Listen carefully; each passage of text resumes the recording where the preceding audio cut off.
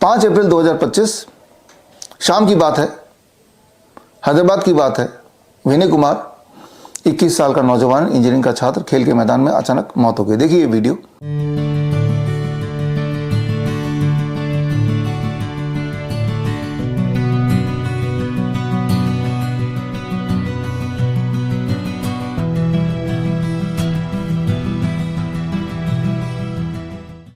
अगला वीडियो देखिए, उसी समय का है, महाराष्ट्र का है, धाराशिव जिले का है। 20 साल की छात्रा वर्षा।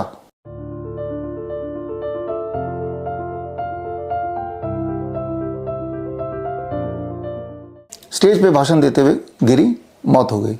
क्यों हो रही होगी इतनी सारी मौत? अगर आप डॉक्टर से पूछेंगे तो उनका जवाब क्या होगा? नमूने के लिए देखिए जनाब क्या बोल रहे हैं।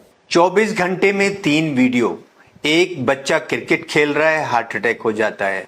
एक बस ड्राइवर बस चलाते हुए हार्ट अटैक हो जाता है। और एक बच्ची स्पीच दे रही है तो स्पीच देते हुए वहीं स्टेज पे गिर जाती है। क्या कारण है इतने हार्ट अटैक का यंग जनरेशन में? कोई कोविड बताता है, कोई माइक्रोप्लास्टिक बताता है, कोई जंक फूड बताता है, कोई फास्ट फूड बताता है, कोई एनर्जी ड्रिंक बताता है, कोई अल्कोहल बताता है, कोई इनएडिक्वेट स्लीप बताता है, कोई ज्यादा एक्सरसाइज बताता है। इन जनाब को या किसी भी डॉक्टर को पता नहीं चल रहा असली वजह क्या है। वो बस ध्यान इधर उधर भटका रहे हैं। लेकिन असलियत अगर आपको जानना है, हालांकि आपको पता ही होगा, असलियत इस किताब के अंदर दर्ज है। ये किताब मैंने 5 अप्रैल को रिलीज किया जयपुर में, वैक्सीनेटेड टू डेथ। इसमें पूरे दुनिया के 2021 से लेकर अभी तक के रिसर्च पेपर हैं, करीब 3,500 से अधिक। और वो सारे रिसर्च पेपर अगर आप पढ़ेंगे तो क्लियर है, कोई कंफ्यूजन नहीं है। इस तरह की मौत का एक ही एक कारण है, वो है 2 खुराक जो आपने लगाए, 2 कोविड वैक्सीन लगाए। यानी कि वो डॉक्टर जिन्होंने तब आपको बहकाया, झूठ बोल के 2 खुराक लगाए, वो तब भी आपको झूठ बोल रहे थे और आज भी आपको झूठ बोल रहे हैं। अब सवाल यह है कि वो सारे डॉक्टर, सफेद कोट डॉक्टर, जो तब आपको गुमराह करके 2 खुराक लगाने को मजबूर किया, और आज भी जब उसका कॉन्सिक्वेंसेस आप झेल ही रहे हैं, तो आज भी वो सच नहीं बता रहे। ऐसे डॉक्टरों पर कैसे आप भरोसा कर सकते हैं अपने किसी भी बीमारी के इलाज के लिए?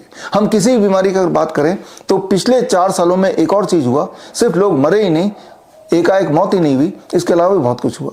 जितनी सारी बीमारियों का नाम आप जानते हैं, चाहे वो क्रोनिक किडनी डिजीज हो, हार्ट डिजीज हो, कैंसर हो, हाइपरटेंशन हो, डायबिटीज हो, इरेक्टाइल डिस्फंक्शन हो, इनफर्टिलिटी हो, ये सारी बीमारियों का दर लगभग डबल या उससे अधिक हो गया।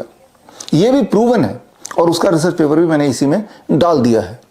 तो अभी अगर आप जिंदा हैं तो खुश हो जाइए कि आप जिंदा हैं, वो भी 2 खुराक लगाने के बाद, कोविड के 2 डोज लगाने के बाद। लेकिन ऐसा नहीं है कि जो जिंदा हैं वो बच गए हैं।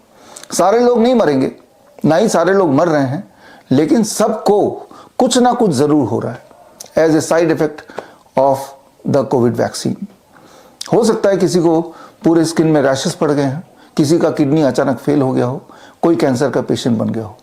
तो खैर, अब सवाल आता है तो क्या किया जाए, अब इसके दुष्प्रभाव से कैसे बचा जाए? पहले तो ये इंपॉर्टेंट बात आपको समझना होगा कि वो डॉक्टर जिन्होंने गुमराह तब किया, आज भी गुमराह कर रहे हैं, उन पे आप भरोसा नहीं कर सकते।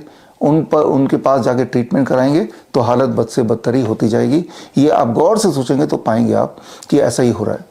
अगर आपको फिर भी डिटेल में जानना है तो 5 अप्रैल को जयपुर में मेरा एक लेक्चर हुआ था। लेक्चर का नाम है curing cancer with medical engineering.